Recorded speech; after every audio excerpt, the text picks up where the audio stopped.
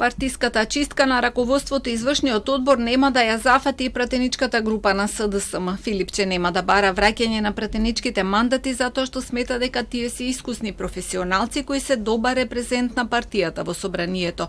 За критиките дека требало и самиот да си поднесе оставка наместо да бара одговорност од сите останати, вели дека има право на ваква реформа. Сметам дека имам право да го изберам најдобриот тим. И со текот на времето, сепак после едно прилично кратко време, после една таква тешка ситуација која затекнав минатата година, имам право и политичко, и морално, и етичко да тимот го модифицирам. А добро е тоа што тоа го работиме и го дискутираме заеднички со сите членови практично на одборите, и на извршниот и на централниот одбор. Негира дека членовите на извршниот одбор од кого синоќа побара оставки му биле наметнати од екс-председателот Зоран Заев.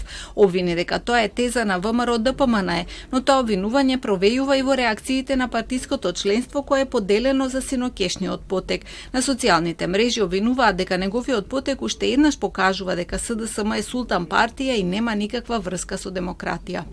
Коцкарот кога губи посегнува и по последното што го поседува, а тоа е неговиот дом. Од тука има два различни начина како ќе продолжи. Првиот е да седне и да се испразни со така наречените различни струи во СДСМ, но тогаш горе-долу извршниот одбор ќе биде ист, можеби со некој сменет лик, но под иста диригентска палка, која се разбира не е кај Венко. Вториот начин е да состави свој одбор кој нема да биде под влијание на овие така наречени струи, но тогаш ризикува да нема кворум во централниот одбор. Ќе видиме кој пат ќе го избере според составот на раководството. Поранешниот струмички градоначалник пак кој пред локалните избори го замрзна членството во партијата затоа што не беше повторно кандидиран, сега го поздрави потегот на Филипче.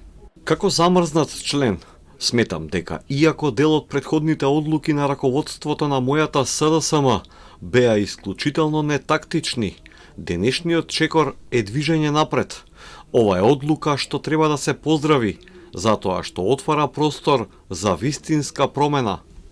Членови на партијата сметаат и дека процесот на консолидација бара избор на искрени и посветени кадри, се бара и промена на партискиот статут и сериозна реформа за враќање на демократскиот капацитет со цел да се спречи продлабочување на кризата што веќе станува екзистенцијална.